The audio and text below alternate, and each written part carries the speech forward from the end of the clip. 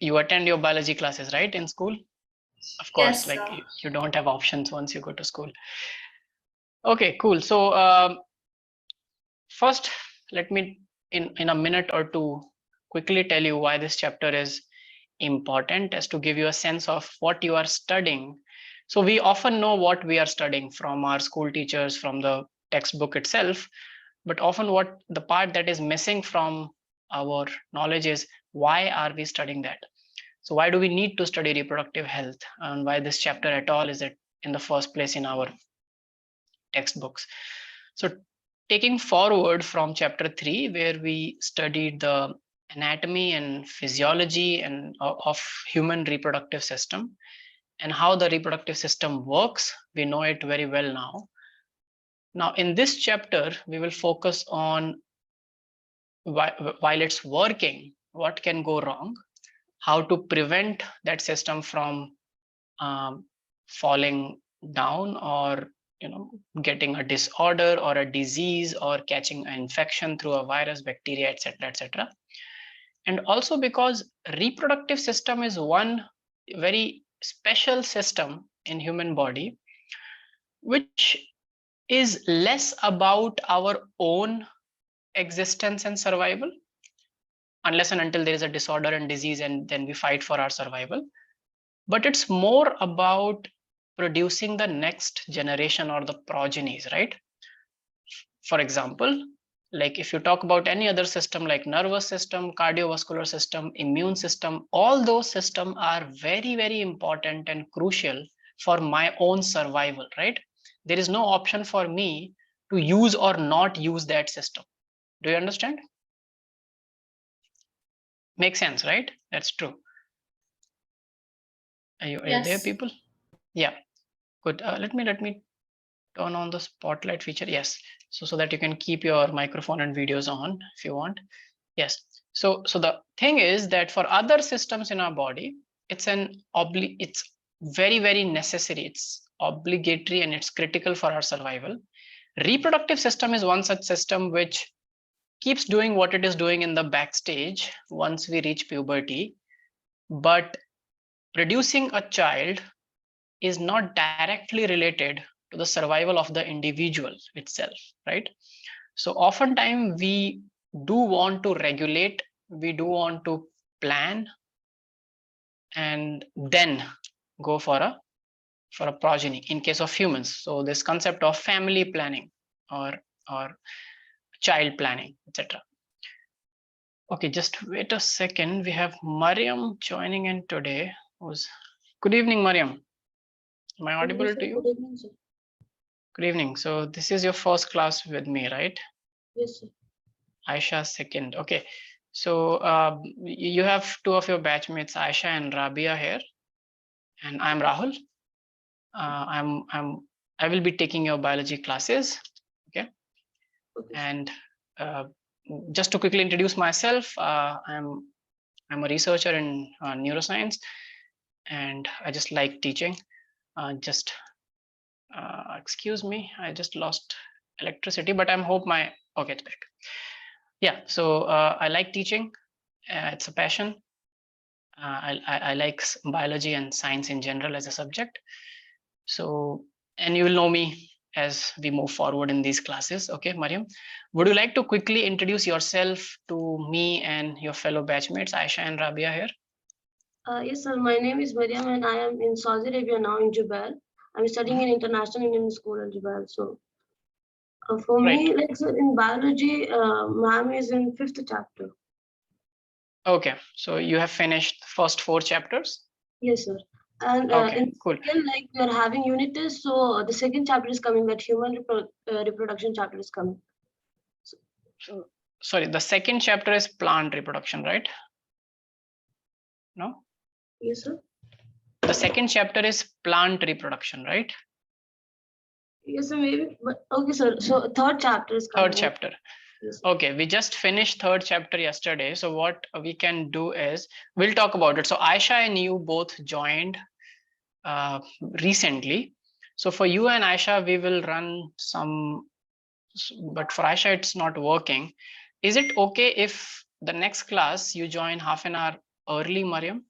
Yes, sir, it's fine. It's fine. So 6, you're in Saudi Arabia, so you're following KSA, right? So 6 p.m. KSA will work for you? Yes, sir, but in between the prayer time is there, sir. So that's why I was late today. Actually, we are. I see. Okay. Okay, we'll figure out something. Let me talk to the team and we'll figure out. Okay. So Okay, today I'm starting reproductive health.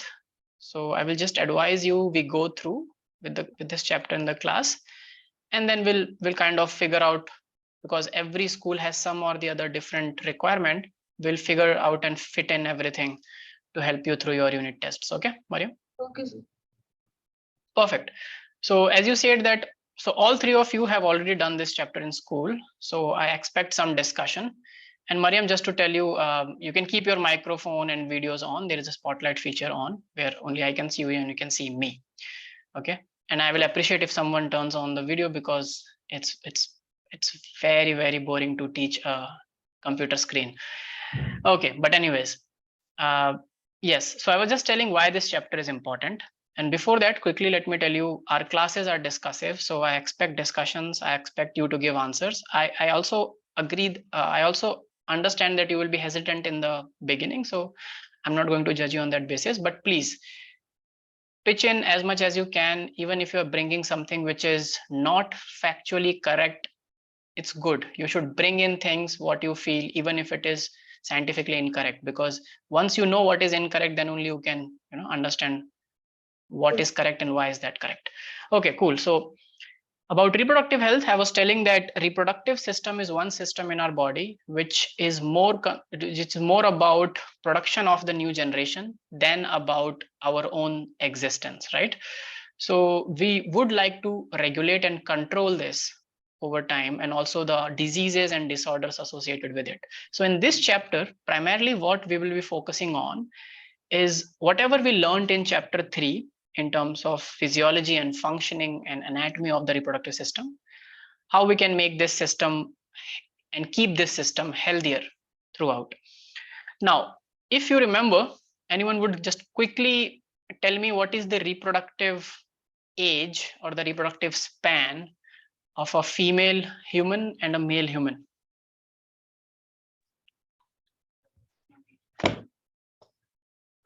Yes, sir. What is the reproductive time period, or what I should say, the reproductive age of a female human and a male human? What I mean to ask is, we know that we are not by birth, like just after birth, we are not able to reproduce. No human is able to reproduce, right? Yes, sir. We are reproductively immature. So when do we reach that maturity? The 12 to 15 years. Yes, so it's different, slightly different for girls, but it's you're correct. It's within that range. It's even earlier than what textbooks say, because the textbooks have not been revised for a very long time. We know that for girls, puberty, we call that period as puberty, right? That period when sexual maturity is attained, we call it puberty. And puberty for females can be achieved as early as around 10 years old, right? Yes, sir. 10 to 12 is for females, 9 also sometimes. So some books also refer as 9 to 11 for females, and 11 to 13 or 12 to 14 for males. So we know that for males, puberty reach slightly later than it reaches for female. Cool. And when does it stop? We're just revising. Yes. 50 years? No, 40 to 50 years. Sir, at 50 years. 50 years for whom? When you say 50 years, it doesn't make any sense. So 50 years for whom? Sir, at the age of 50, sir. Of woman? Of a woman, right? Yeah. So not of a man, correct? Yes. Why? So when does it ends for a male, a human male? When does the reproductive age ends, so that it can no longer? Yes, Aisha. I think it does not end. It does not end. Yes, sir. Everything ends. So you can say that it for a male, it's from puberty till the average lifespan, from puberty to the lifespan of the male, right? Till death. Yes, So it sir. ends with the male's death. And for female, it is from puberty to around 45 to 50 years, depending on female to female and their physiology. Correct? Yes, sir. Yes. Perfect. So you must be thinking that females have a shorter reproductive period. Males have a very longer reproductive period. Okay, Iram has also joined in. Let me accept Iram in the class. Just 1 second. Yes. Good evening, Iram. Good evening, sir. Am I audible and visible to you? Yes, sir, yeah. Yeah, great. So the spotlight feature is on, just to inform you. Okay, keep your microphone and videos on. Okay, now so we are starting with reproductive health. Okay, Iram. So now let me ask you one question, all of you, and please do try to answer. The question is, what do you think can go wrong with the reproductive system in general? Before we go into the details, for example, if I ask you what can go wrong with a cardiovascular system, so the most generic response you will say is that heart continuously beats to pump the blood. So something can go wrong with the heart, and heart stops beating and stops pumping the blood, or something can choke the arteries or things like that. In general, there are lots of things that can go wrong. For reproductive system, what do you think in general can go wrong, which is general for both males and females, despite of the fact that females have a shorter reproductive age and males have a longer reproductive age? What is the first thing that can go wrong, which will affect? Diseases. Yeah. Yes, Aisha, sorry. The diseases. Sorry, I didn't catch what did you say? Maybe it's my network. The diseases that can be caused. I don't know why it's happening. Can anyone understand what Aisha is saying, or is it just my mic? No, sir. I also didn't. Yes, You sir, couldn't we get don't it? even understand. Yes, Aisha, your voice is muffling a bit. I'm hearing a muffled voice. Can you speak again? Sorry to make you go through it.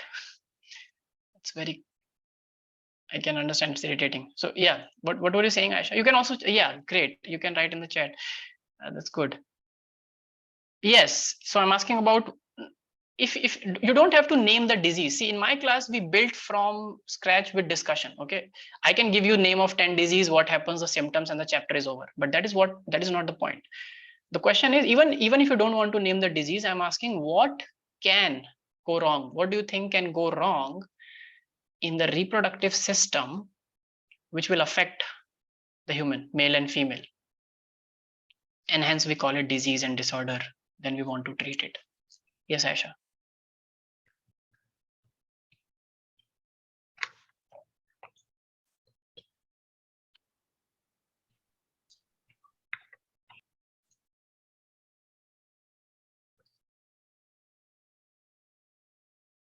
For anyone else?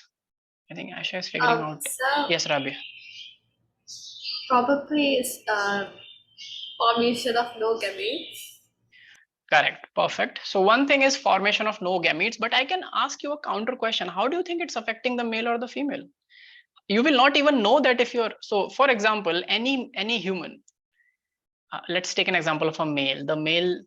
The testes are not producing sperms. How is it going to affect the male? See, I'm just trying to push you in the pit hole so that you come out of it on your own, and that's where your training is as a student. It's a very good answer. So, not forming gametes can have huge impact, but that's what I'm asking. How? It's a disorder. It's called azoospermia in case of males, or oligospermia, where males cannot form gametes, sperms. But it will affect only when the male wants to have a kid and is planning a family, but is not able to, fertilize the female's egg, right? But do you think it will have an effect on the male's physiology itself? Yes, Mariam. Sir, no, sir. It will have effect on. No. Yeah, it will have no major impact on the male survival itself, right? Even a male who does not form any sperms can still live because the nervous system, digestive system, and all other systems responsible are working very fine, correct? Yes, sir. But what the answer, the other half part of the answer is very interesting. What Aisha said, think about the opposite and think about a female body. That can hugely impact a female body, right? Yes, Anyone sir. can tell me what I'm talking about? Yes, Mariam. What can impact a female body hugely? Not forming ovum can impact a female body. Yes, sir. It will. How do you think it will? See, just give answers. You all are very, very smart. I know that, you all are much smarter than me when I was your age. Let me tell you very clearly. So you don't have to hesitate. You all know things. I don't know. I think it's the system that does not allow you to give wrong answers. You are always trained to give right answers. The one who give right answers in the class is a brilliant student. I don't believe in all those things. Yeah. So why do you think a female who cannot form ovum is going to get impacted? I'm pushing you to think. She won't, right? How does it matter if the female is not producing ovum?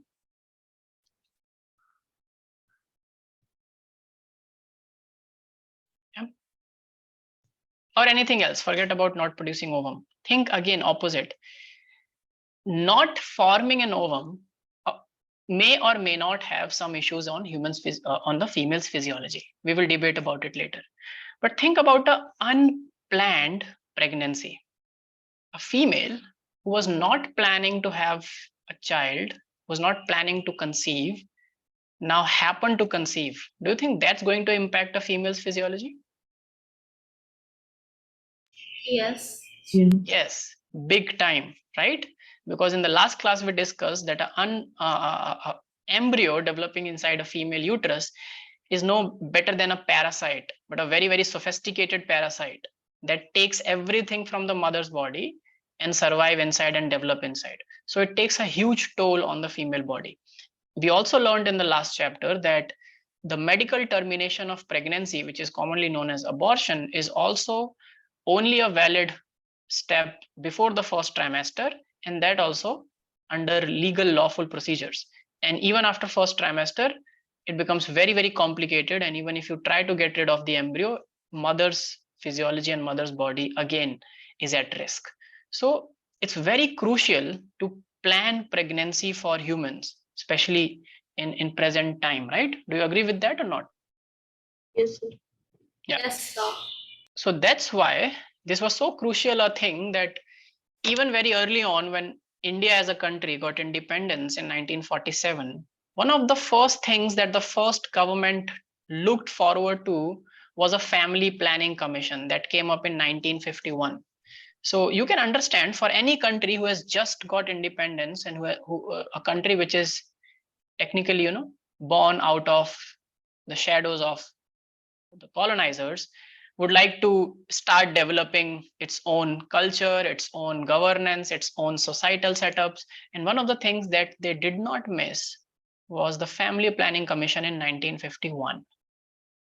It was so important. And why is it important to plan a family?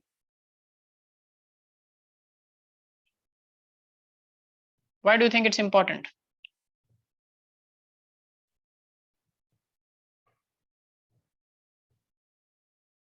So from personal point of view, it's very important because female body has to go through all that whole 9 months of gestation period. So the female should be ready for it, first aspect. Second, from a societal aspect, you should be economically and financially and also emotionally stable and ready to have a child. That's very important. And third, the number of kids that any married couple can have or unmarried couple can have should be regulated. It cannot be like humans can just keep on producing, because we just crossed as a species 8 billion mark, and that is estimated mark. We might be very well ahead of that mark, but we crossed 8 billion mark officially. So now there are 8 billion humans on the planet. which is a lot. And we cannot just keep adding to this, because the resources, the planet itself, when you go out in the space and look at Earth, it is a round ball with limits. It's huge, a planet for everyone's need, but it's very small, a planet for even few people's greed, or for ever growing population and feeding them. Okay, because the planet is not just for human species, it's for all other millions of species that live with us, but we never talk about, we don't care about them when it comes to human endeavors. Anyways, but yes, this was very important, and they understood very early that family planning will directly affect the reproductive health of the citizens of the country in India. And one of the major things that you have to take into account is regulation of childbirth, and also the quality of childbirth. Now, when a baby is born, it's very susceptible. Again, we learned in the last chapter that a human baby is one of the most susceptible offsprings, vulnerable offsprings to death after birth. Birds also have their very, very vulnerable babies after birth. Most of the even mice has. Anyone has seen mice pups ever? Mouse, small babies of Yes, mouse. Their eyes are even not open when they are born, right? They have nothing on their body. They have naked body, no fur. They can't walk. They can't move. They are just at the mercy of and care of their parents, right? Mothers especially. So that is the crucial period where progenies are more vulnerable to die, and that's called the infant mortality rate. So if it is post birth, after birth, we call them infant. So one thing that this commission wanted to achieve is to reduce infant mortality rate. Okay, young babies, because look from a biology perspective. For 9 months, mother kept the baby in the womb.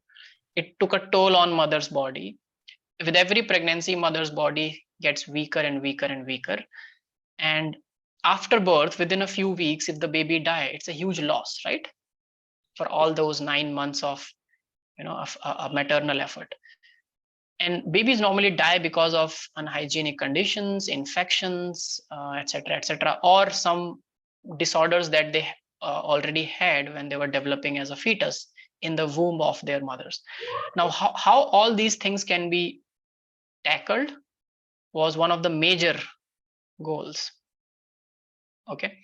Second thing was to also reduce maternal mortality. Now, what is maternal mortality?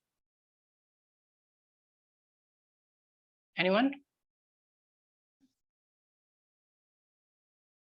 Maternal mortality rate. Mortality means death, mortal. Infant mortality means of the newborn baby. Maternal means? Mothers who die Mothers while giving birth. death. Right. And why do you think mothers may die while giving birth? Maybe they cannot endure the shock or the pain. Yes, one thing is they cannot bear the pain, or mostly the pain, not the shock is not associated, because shock is something that comes to you, unannounced. That is shock. Pregnancy can't come to you unannounced, right? It's like, but pain, yes, you're right. For the pain part, correct, of course. Any other thing that can happen? Maybe if they conceive at a young age. Yes, very, very crucial point and good point. Thank you so much for bringing it up. We have to understand that a female body reaches puberty at 9, 10, 11. Almost all girls reach puberty by 11 and 12. But do you think a 11 and a 12-year-old girl's body is ready for a pregnancy? Though it can conceive, it can implant, there can be a blastocyst embedding in their uterus. But do you think it's a good age to bear a child? No. No. Why? If biologically they can do that, why do you think it's not a good age? Because you all are right, let me tell you. But give me the reasons why. Because they're mentally not ready for. Yes, one of the reason is they are mentally not ready because they're still, kids themselves. And is it just the mental aspect of it? Yeah. You should be physically fit. Physically fit. Okay, so more than physical fitness, we should be physically mature, right? Female should be physically mature.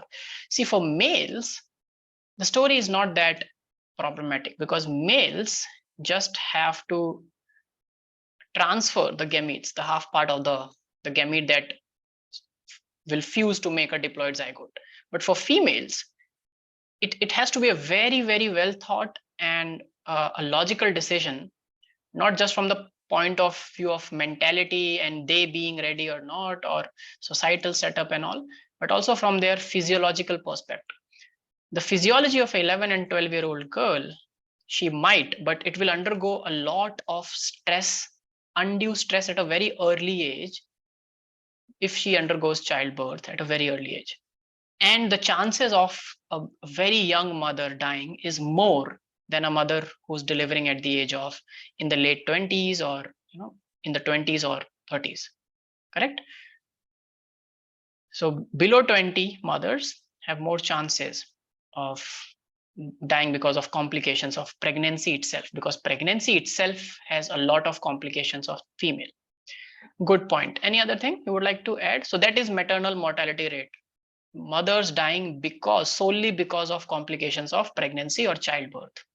Yes, so that was also a plan to work on it and see if that can be reduced. So I will come to these two things again in the later half of the chapter. But before we achieve this, what is required? This is also the answer why we are reading this chapter, because everyone back then was a part of family planning commission and all. They must have sat and read all of this to understand all the research that has been done to understand, okay, what steps should be taken. So what is the first thing we should know? We should know chapter 3 of NCERT, right? You all agree? Yes, sir. Yeah. After that, what else should we know?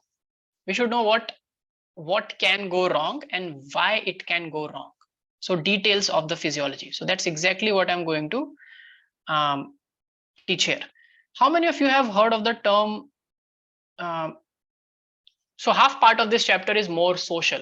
It tackles social aspects. How many of you have heard the term amniocentesis? Of course, all of you. It often comes as a question. Sorry, just give me one. It comes in a question, so everyone teaches it in school. Amniocentesis.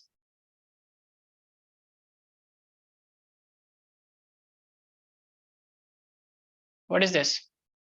Anyone has any idea? It's a pregnancy test. Yeah, commonly it's known as pregnancy test. But what does it mean? No, it's not pregnancy test per se. I don't know why it's called.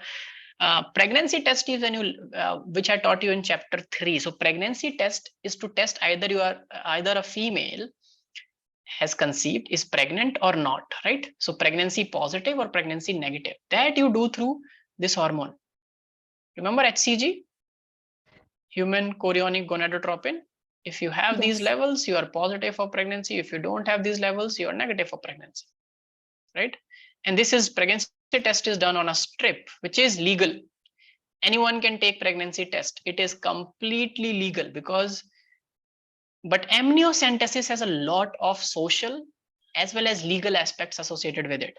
So I told you in pregnancy test, you just have a thing here where you collect 1 drop of female urine, and it will have a window which will have 2 things. One will be for the control. If this line comes up, which means this test kit is working fine. And if a second line comes up, which means the female is pregnant. If only one line comes up, the female is not pregnant. If no line comes up, it means the test kit is not functioning.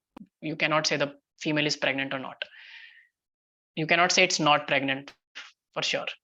So that is pregnancy test. Amniocentesis is something different. Anyone would like to take a dig? It's the analyzing the fetus, whether it is having any medical conditions? Yes, you're right. It can be done. It actually exactly should be done for that purpose, right? To know that the fetal has some condition. Would you like to elaborate on it, Aisha? It's a very good point you raised. So what conditions you're talking about? What conditions the fetus could have that we will get to know through amniocentesis? If the baby is Mhm. Lacking any kind of blood or having some syndromes. Yeah, so about the first part, we cannot know that. Lacking any kind of blood doesn't, it's first, it does not make sense to what you are trying to say. If the baby is not lacking blood, baby is forming its own blood, okay? We'll come to that. But second part, you talked about syndromes, right? So that's a good point. We can actually know if the baby has any syndrome, which it developed before birth. Now, my next question is, how do we do that test? How do we know that the baby has some issues or not? Anyone knows about it? I'm sure that this must have been done in your school. The first thing in this chapter, the first major thing is amniocentesis. If I'm not wrong, it's on the second page itself, bold in NCERT. Yes, Mariam, Rabia, Iram, please add to Aisha's points.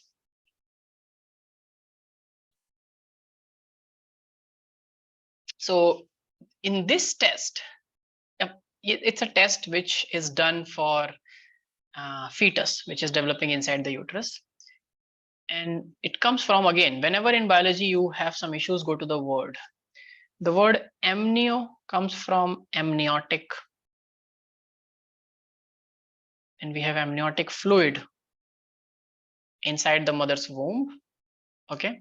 And there is an amniotic membrane. So baby is inside a membrane.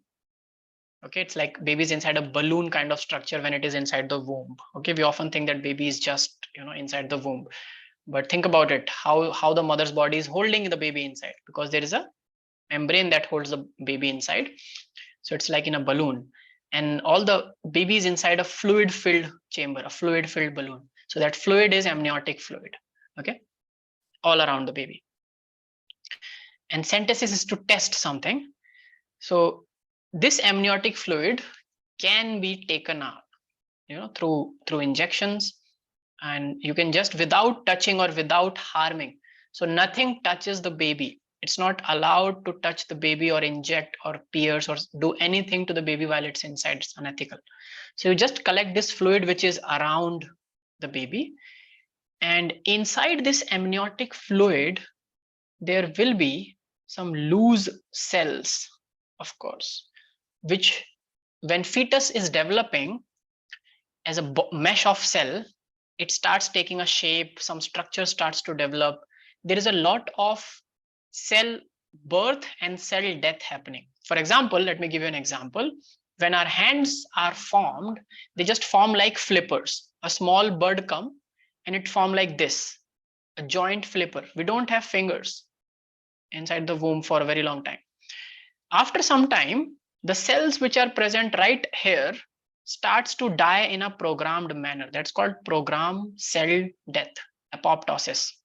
So due to that programmed cell death, from that flipper, which was one joint, and remember that inside the flipper, there are bones already forming. Now, when the bones are formed, these flippers will start dividing into 5 different digits. And this is our hand form. So a lot of cells are dying, lots of cells are forming. Some cells might get detached from the body and come into this amniotic fluid. It always happens. So we get loose cells of the fetus. So we collect that. And why are we collecting that? Because from these cells, we can get to know what?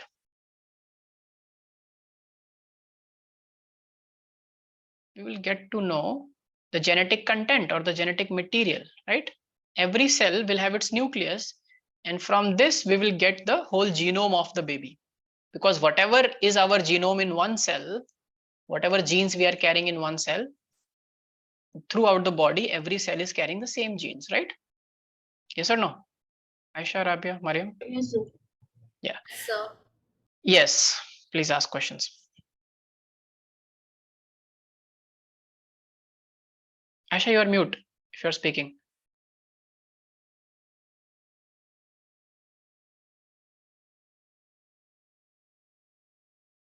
Are you there, Aisha? Okay, she's writing in the chat. Okay, someone said, sir, it was not Aisha. Who was it? Anyone has a question? Mariam, Iram, Rabia? No, sir. No, okay, sorry.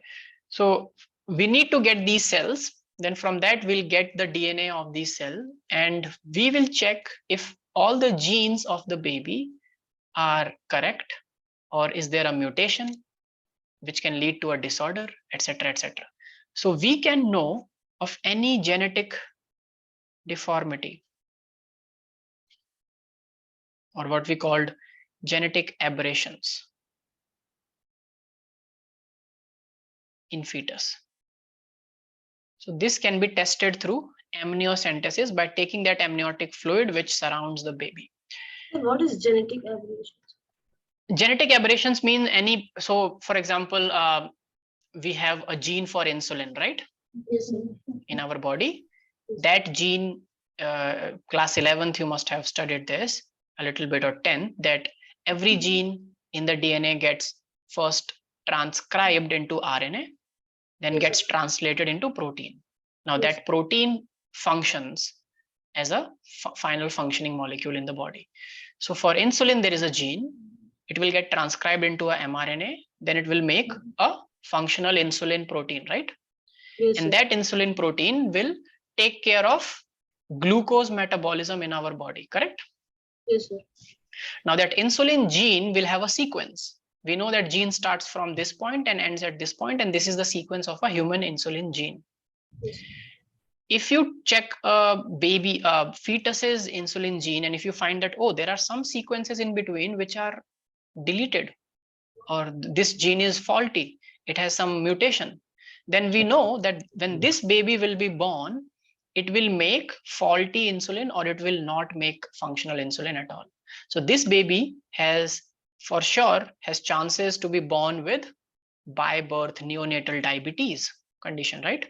Yes, sir. Which is a, if we get to know that, very early means just after implantation, when the baby has not developed yet properly, but we know that what genes it carries, then we can take. So this is in case of insulin, we will not go for abortion, we will go for things like what can we do to prevent, or not to prevent, but to help the child. There are kids who are born with by birth condition where their pancreas don't form insulin because of a mutation in their gene. They just need to take insulin throughout the year from outside, and that works.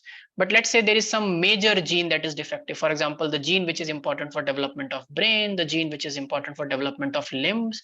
So we know that we will know that the fetus, if continues to develop, will not have a good brain development, will not have legs developed, will have deformity in the heart, will have deformity in other organs.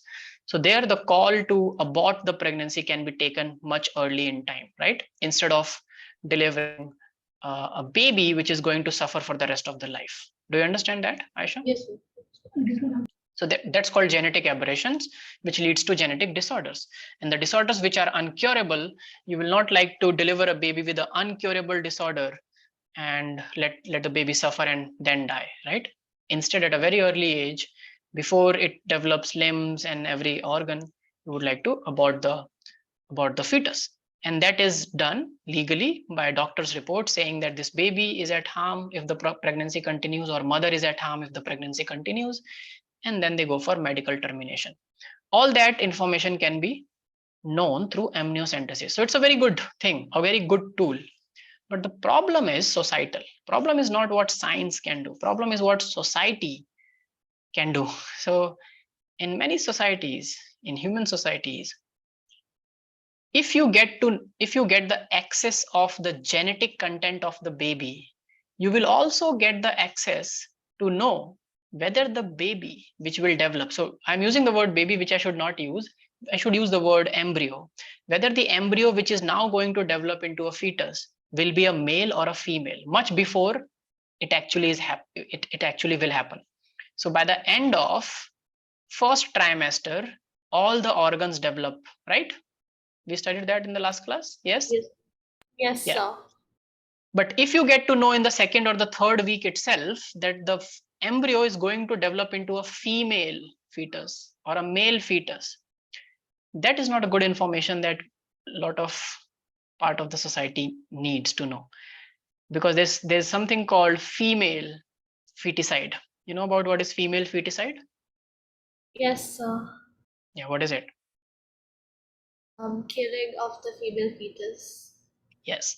So you kill the female fetus right in before it takes birth, right in the womb, and that has led to a very skewed ratio of male is to female in many parts of the societies. So where females are so rare that males do not get female, because raising a female child, because of a lot of other social setups like dowry and many in many societies, girls are seen as a burden, because you have to just raise the girl and ultimately you have to marry the girl, and there is dowry associated with marrying the girl. So to get rid of all of that, it's easier to get to know if the embryo that is developing is a male or a female embryo, and then decide accordingly. So everyone would like to have a male child because, less of burden, plus if you marry, dowry will come. So all these societal ill wills can also be fulfilled by this amniocentesis, right? Because you just have to know the genetic makeup. Now let's talk about quickly about why we should be worried, because you all know how sex is determined, right? In a human sex determination process. I will dictate all of this, but let's first talk about this and understand. Is amniocentesis clear to all of you? How is it done and what it looks for? So, Yes, sir. Yes, Iram, you have a question? any disadvantages of amniocentesis?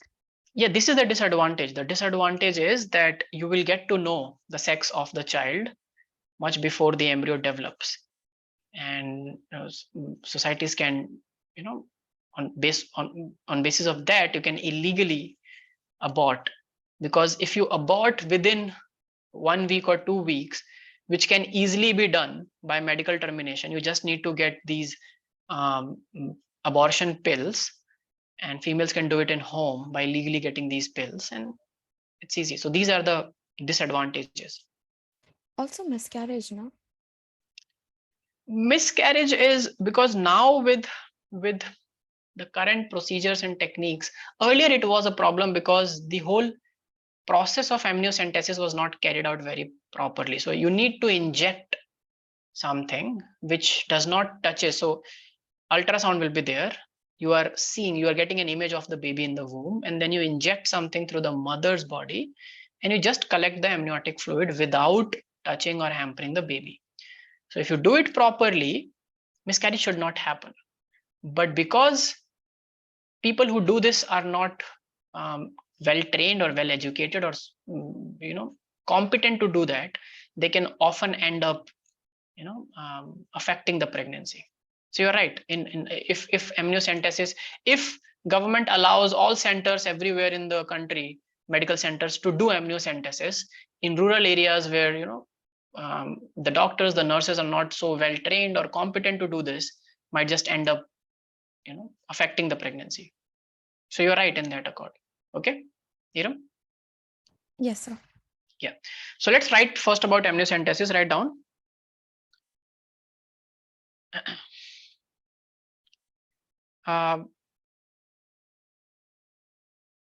Amniocentesis is the process by which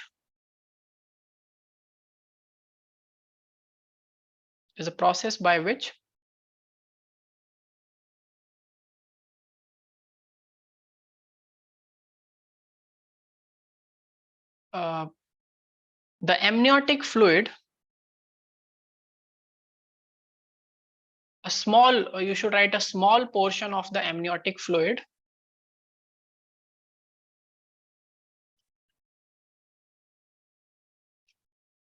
of the developing fetus. Now, when I say of the developing fetus, don't be confused that it is we are taking something from inside the fetus. It is not like taking blood out of the body.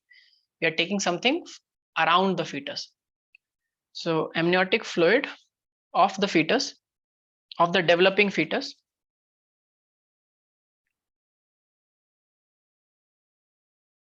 is taken to analyze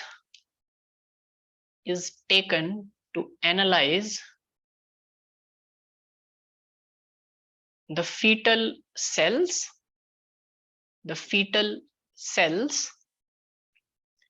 and its genetic composition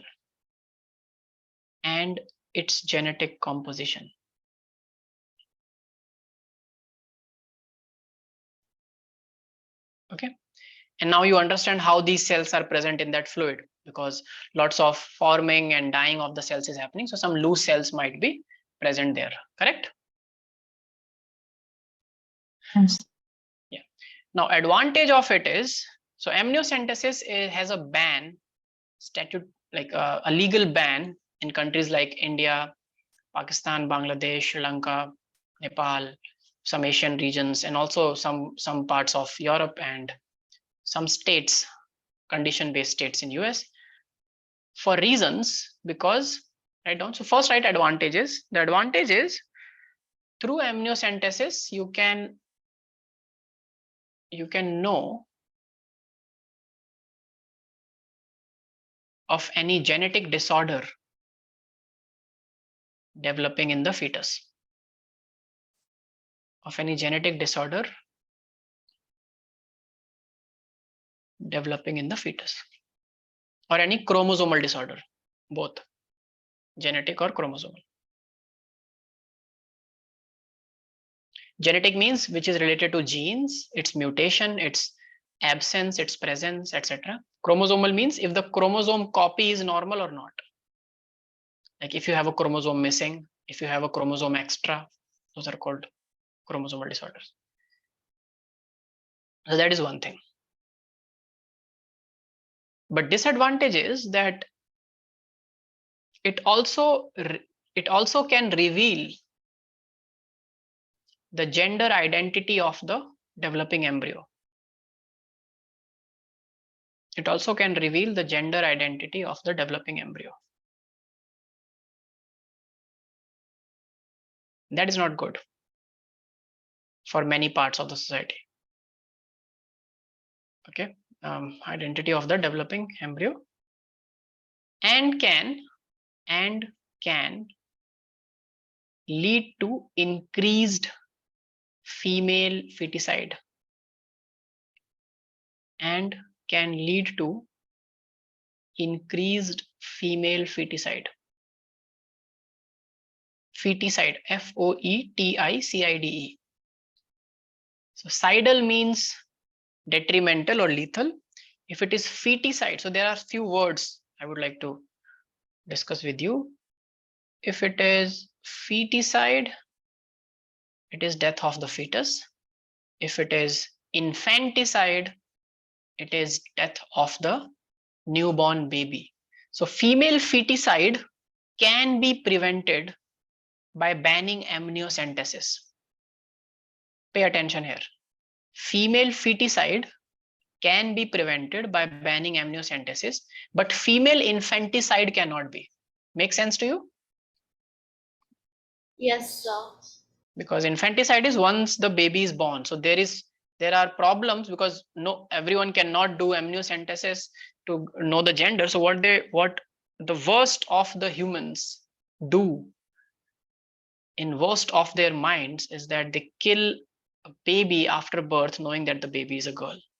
That's called female infanticide, not female feticide. So the neat question was, which of the following statement is correct or incorrect? One of the statement will be, by imposing a ban on amniocentesis, you can prevent female infanticide. And if you don't pay attention to the word infanticide or feticide, you might end up choosing the wrong option. Okay, so everyone understood what it prevents and what it does not? Yes, sir. Perfect. Now, how amniocentesis helps in knowing the sex of the baby? For that, let's just quickly, this you have already done in your previous classes. Tell me, how does a sex determination happens in a human? How sex is determined? By the chromosomes of the father. By the chromosomes of the male gamete, which is the sperm, right? So females, this is the symbol for female. A human female has what? It has 22 autosomes, right, which are common. Plus the 23rd pair is a X and a X. This is called sex chromosomes, right? This is a female, correct? And in case of a male, again, there are these 22 autosomes, 22 autosome pair, total 44, plus X and Y, right? Yes, sir.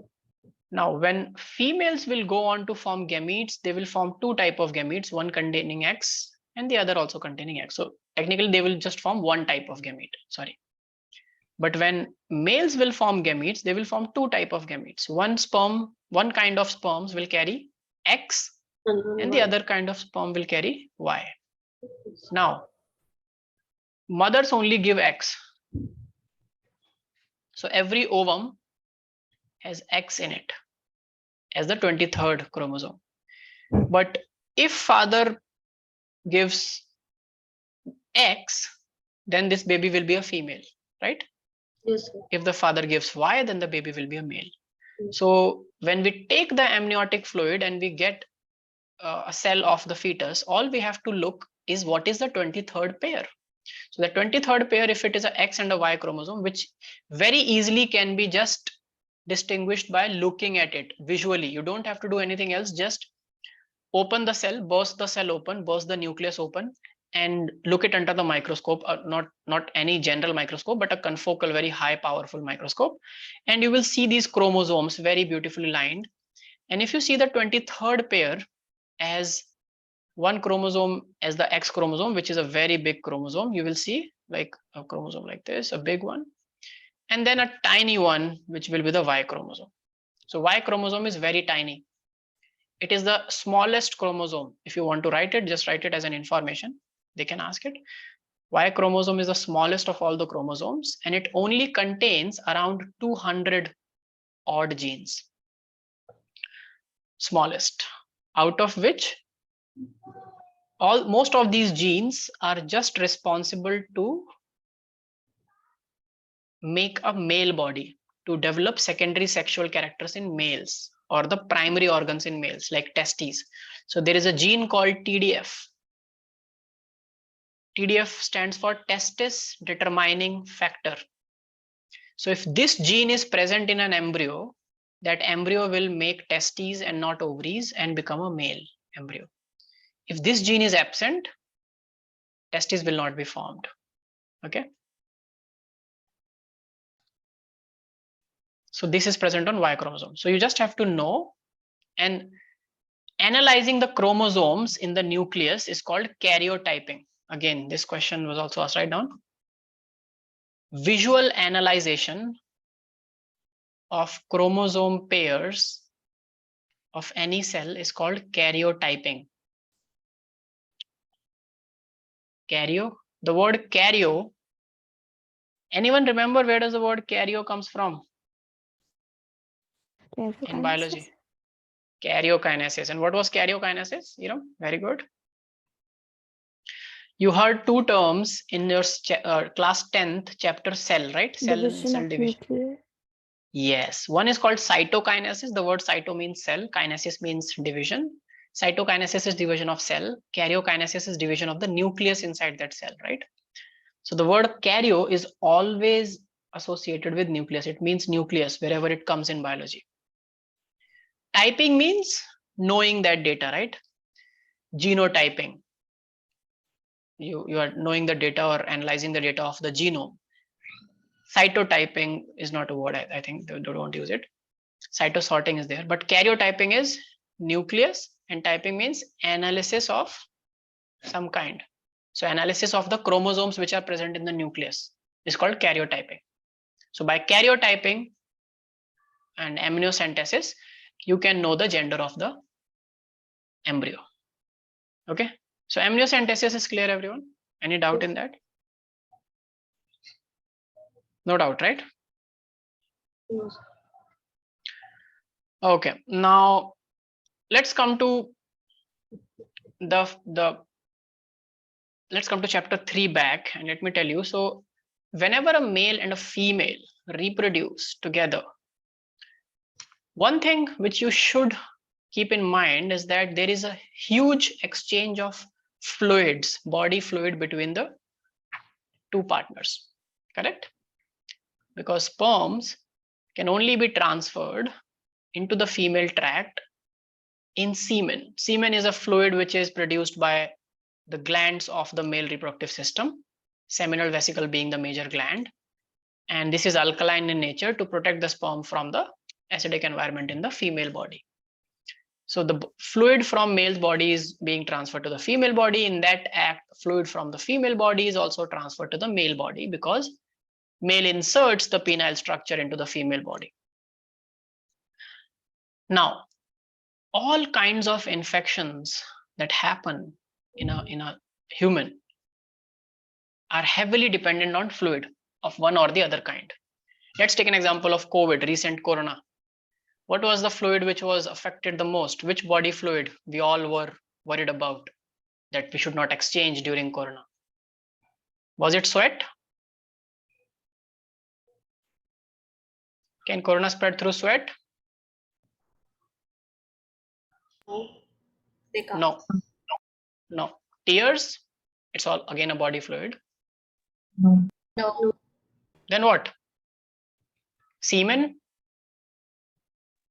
No. We don't know about it. Mostly no, but we don't know about it. The research has not been done, so we should not say no. But what was the major body fluid we were all worried about and we were taking precautions?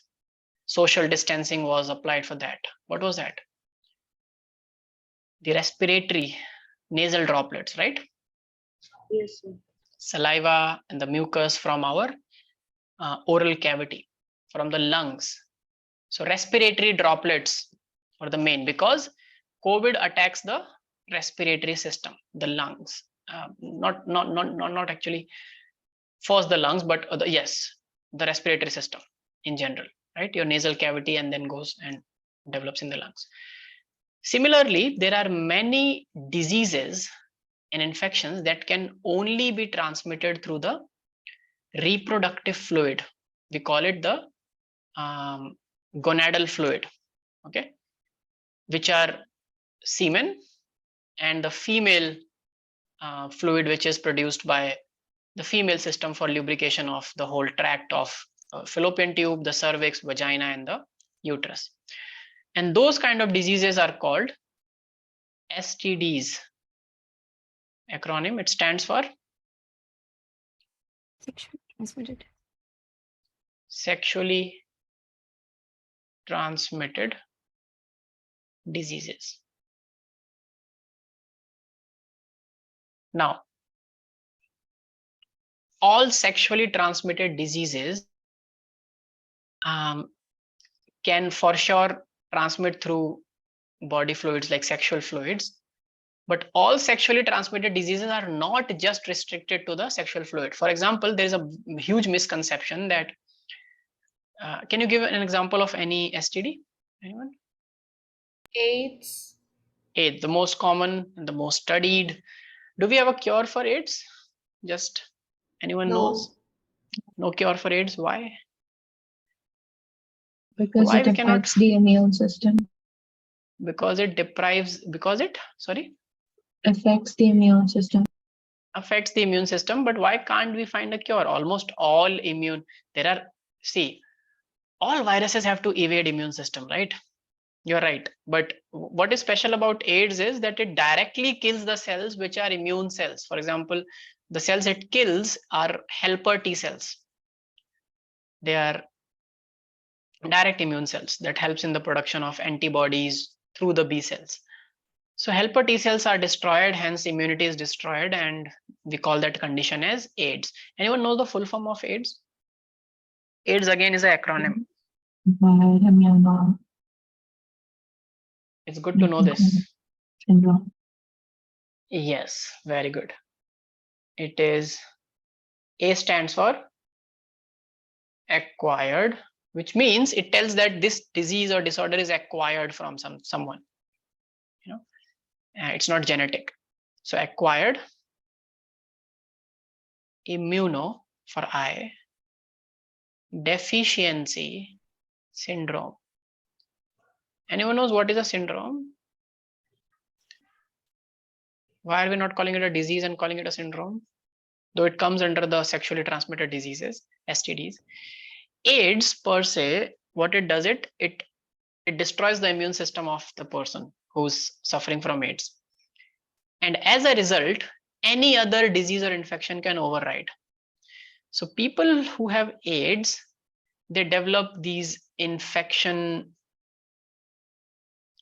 skin infections, they develop these rashes, these chicken pox like poxes on the body, they develop pneumonia, they develop other kind of urinary tract infection, renal infection, or your liver infection, etc.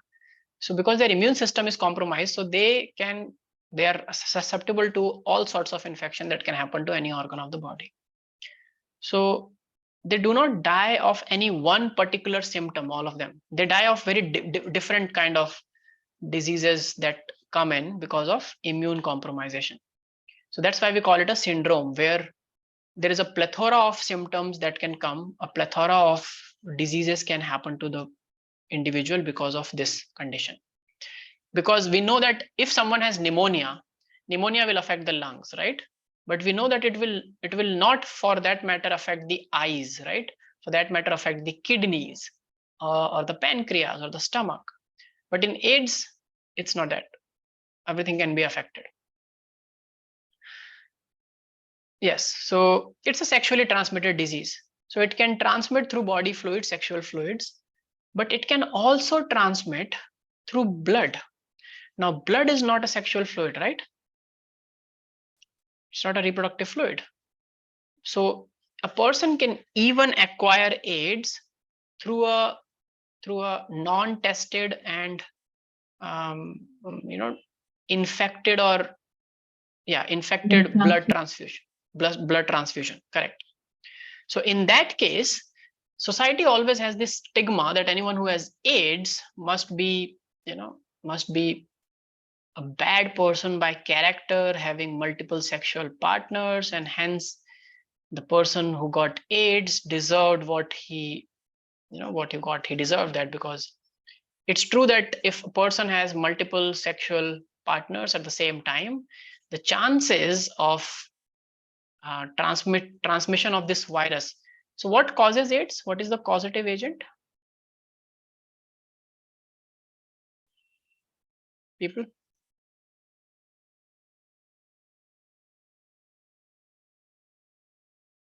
A virus for sure, but what is that virus? The virus is called human immunodeficiency virus.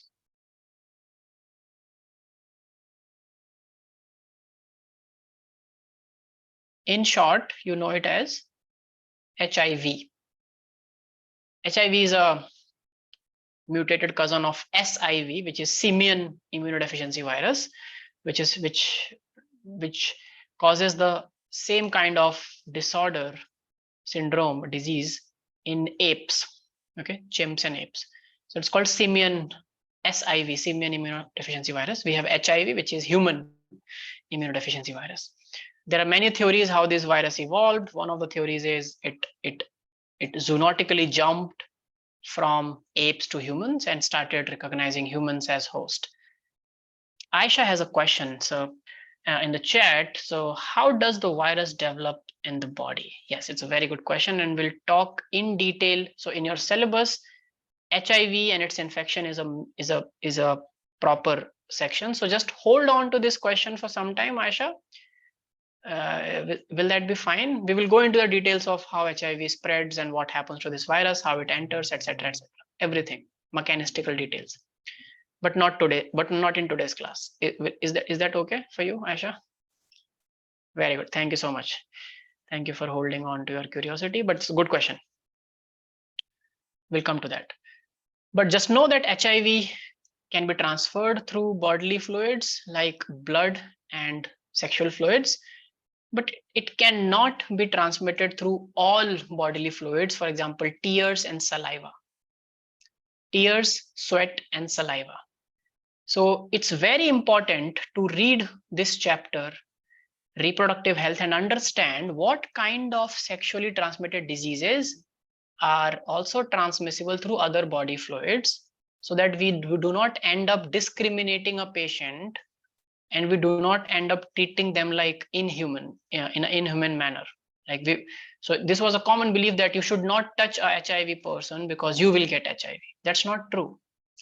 You can be good friends with a person who's suffering with this virus. You can take care of the person, change their clothing, beddings, give them food. You can also share the table with them to have food, because as HIV does not spread through tears, shaking hands, contact, sweat. It also does not spread through saliva. Now the saliva part is slightly controversial because people don't understand why it does not spread through saliva. Now it's important to know because saliva is formed in specific glands which are called salivary glands, which are only present, and these are exocrine glands. Remember what are exocrine glands, people? Class 11th, logic, science. Please bring in your discussions. What are exocrine glands? This is how we are going to study biology in class 12th. We will jump somewhere, connect it, come back. We'll jump somewhere and connect it, come back. And not just once, multiple times. Yes, Aisha. The substances that are like, you're mute.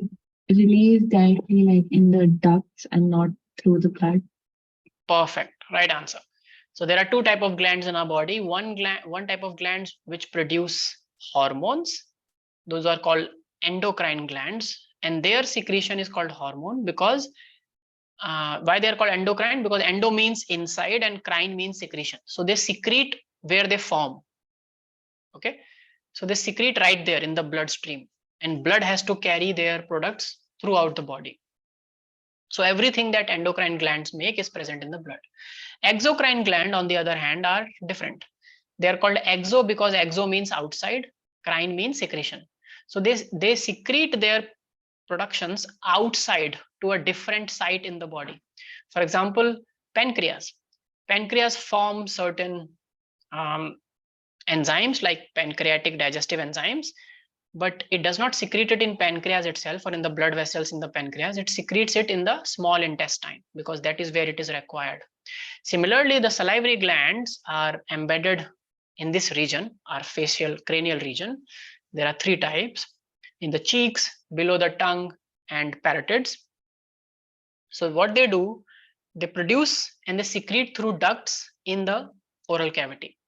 So they do not come into contact of blood. So that's where they are free from HIV virus.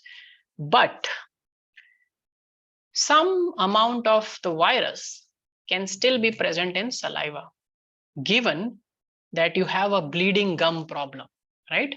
So many people do not have a good oral hygiene or oral health, so their gums bleed, correct? Or you get a cut in your mouth, which often can happen sometimes, correct? You agree? Yes, sir. In that case, the blood gets mixed with saliva, and the virus, if a person is infected with HIV virus, that person's saliva might be infected with the virus. But normally, what matters for a HIV infection is not just the virus. What matters is the load of the virus. So if I tell you, don't get freaked out, but it's true. We have trillions of viruses around us all the time, all sorts of viruses, even viruses that cause human diseases, but we don't get the disease. In fact, in a season of a viral flu, you will see some people who never gets the flu in that season. They might get in some other season, but not in that season when everyone got the flu, right? Yes, you must have seen that, right? Yes. Yes. Even sir. I am an example for COVID. Throughout the COVID season, and thanks to vaccinations also, but I did not get COVID. I was tested like around dozens of times, but it was always negative. I got symptoms like fever, I got symptoms like body ache, things, but they were all because of seasonal flus and other things, but not corona. So what mattered? But COVID was all around me, even my own father, when he got affected, because he's a health worker, still in our family, other people did not get affected thanks to isolation and all the protocols we followed. But what I'm trying to tell you, it was not like we were closed in a tight sealed chamber where no single virus can reach us. Of course, there was virus around us. There was also virus inside our body. But what matters is the threshold, abundance of that virus, numbers of that virus. Okay. So beyond that point, it will start causing a disease in your body. Otherwise, your immune system will take care of it. So in case of AIDS also, that's a point.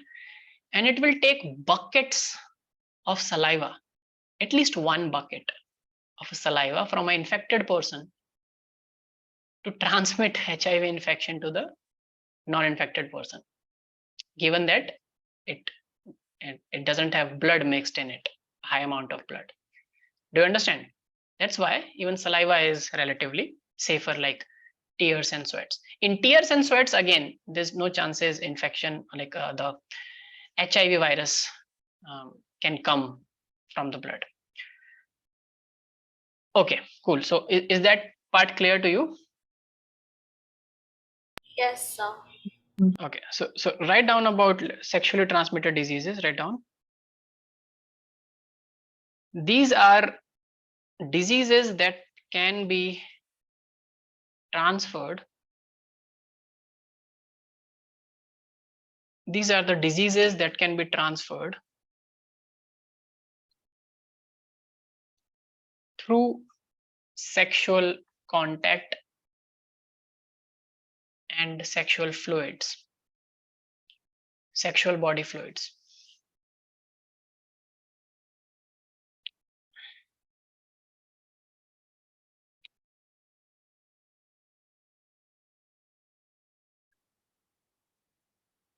In books, you will also find it as sexually transmitted infections, STI. Okay. So diseases which can be spread through sexual intercourse or sexual contact through the sexual body fluids are called STDs or STIs. Now, another important thing is there's a difference between STDs, which are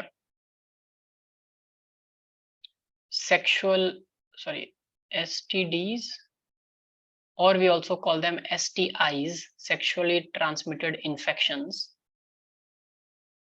versus RTI. RTI is reproductive tract infection.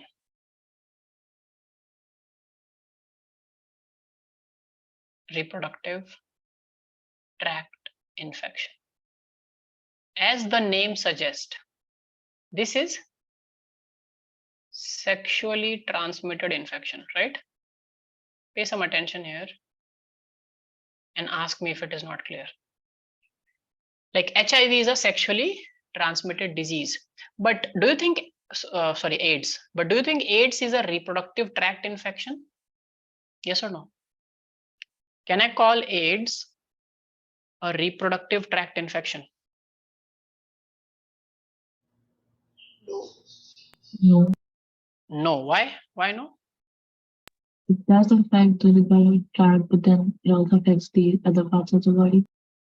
Perfect. So reproductive tract infection means that the tract that you studied in previous chapter for male and female, right?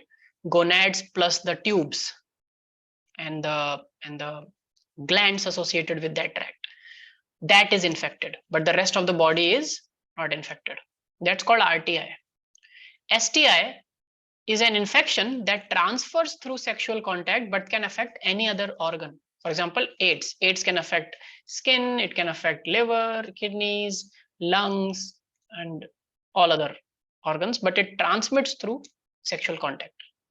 So every RTI is a STD, Correct? Can I say that? Every RTI is of type of STD, but every STD is not a RTI. Does that make sense? Yes, no? Could you repeat? Yes, write down. Every RTI is reproductive tract infection. Every reproductive tract infection. Of course, it is reproductive tracts infection, so it can easily be transferred through sexual intercourse. So every RTI is a STD. But all STDs are not RTIs.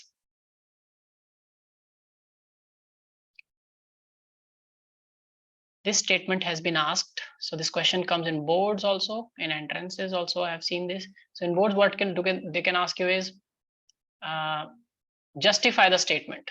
Every RTI is a STD, but every STD is not an RTI. So you understand what to write. So RTI is like, let's talk about some RTIs, some reproductive tract infection. Anyone would like to name some reproductive tract infections? One is genital herpes. It happens through herpes virus, genital herpes, and it's a RTI. Yeah. Syphilis affects the reproductive tract, but STDs are like AIDS. It can affect the whole body, or hepatitis. Hepatitis B. The word hepat comes from biology. Biology is all about words, technical words. Yes, Mariam, you have heard the word hepat before? Hepatocyte, hepatology, if you went to a Is it hospital. liver? Yes, it is perfectly liver. The word hepat in biology means liver. If it is hepatology, it is a department that studies liver. If it is hepatocyte, the word is hepatocyte. Cyte means cell, so it is a cell of the liver, just like cardiocyte. If it is hepatitis, the word itis always means inflammation. Arthritis, conjunctivitis, renalitis, hepatitis, all means infection or inflammation. Arthritis is infection or inflammation of the joints. Conjunctivitis if you have conjunctiva in the eye. Renalitis is inflammation of kidneys, and hepatitis is inflammation of liver. Is it clear, everyone? Yes, sir. Perfect. So hepatitis B and AIDS are also STDs, but they are not RTIs. Okay, that's how we will justify this statement. So Yes, Hiram. there's also gonorrhea. Gonorrhea, yes. Gonorrhea is also a RTI. It affects the reproductive tract. Okay. Gonorrhea can also affect some other, like it also affect other upper organs, but rarely. But like symptoms are mostly associated with reproductive tract. There are many more. Find some more examples, but you understood the concept, right? Find examples from NCERT. You don't have to worry about examples which are not given in NCERT, because NEET always asks examples from NCERT and not from any other book. But concept you have to understand, which is even if it is not in the NCERT. Sir, can you repeat the answer for this? Every RTI is STD, but all STD are not RTI. Yes, so you can write that sexually transmitted infections like AIDS and hepatitis B, sexually transmitted infections like AIDS and hepatitis B do not infect the reproductive tract. Do not infect the reproductive tract.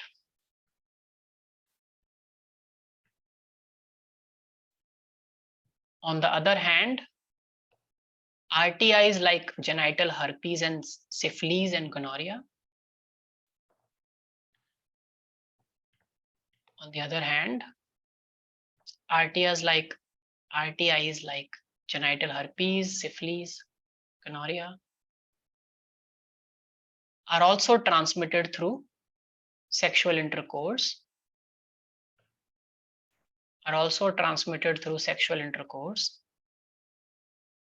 and therefore can be called STDs,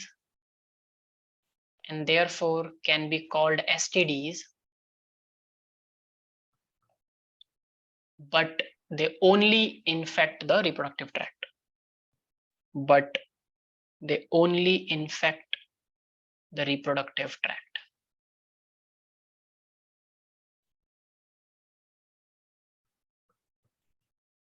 Now, knowing this all, did you write the question, Mariam? Did you write the answer, Mariam? Yes, sir. Done? Any doubts? No, sir. Perfect. If you have something in the chat, let me see. There's a question by Aisha. So it's not mandatory that AIDS, hepatitis B affect the reproductive tract. Yes, it is not just mandatory, it does not infect the reproductive tract per se. Okay. Hepatitis B is the infection of a liver. The virus is transmitted through reproductive tract, but it affects the liver, not the reproductive tract. Okay, Aisha? Perfect.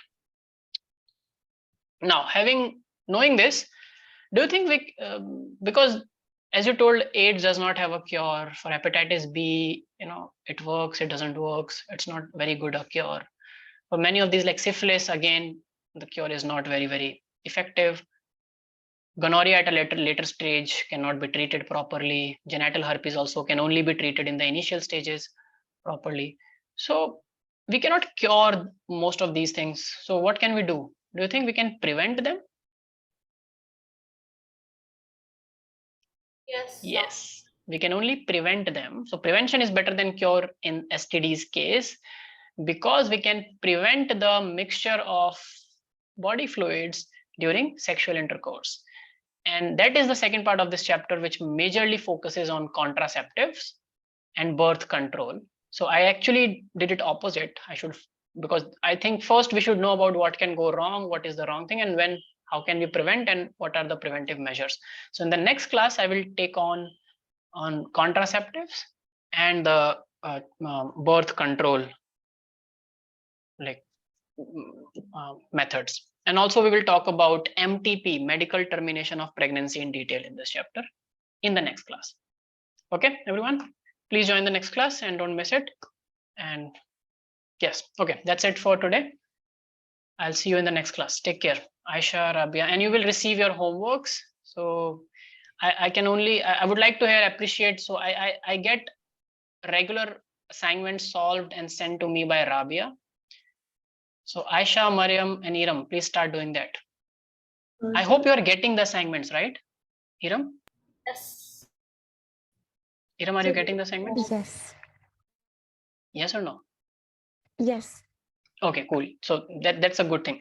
So Mariam, you will, after every class, the setup is like this. So what we do at Learnivio is, after every class, you will receive certain questions as your homework assignment. Okay. So that you don't just come to the class, listen to a preacher, a talking NCRT, and then go away and sleep. So you spend some time on what we learned today. So you will receive some questions, and you solve it, take a photo, convert it into PDF, and send back to the team. Okay. Aisha submitted to the team, but okay. So if you have submitted, it will get back to me. But of course, the plan is to make a common WhatsApp group. Once the batch stabilizes, stabilizes. By stabilization, I mean you people have to, attend the classes regularly. Then we will have a separate WhatsApp group for boys and girls to discuss things with me. So this is my WhatsApp number. Till the time we get into a functional WhatsApp group where I will keep sending stuffs on a daily basis for you to go through some interesting videos, some very, very cool facts and things like that related to your syllabus. You can ping me with your questions if you have any doubts, etc. but don't do this thing that you are only sending to me personally but not sending to the team, because the team has to keep a record. I will not be able to keep records, okay, because for all the students. So if you're sending to the team, if you're sending a copy to me, that's fine, but first send to the team.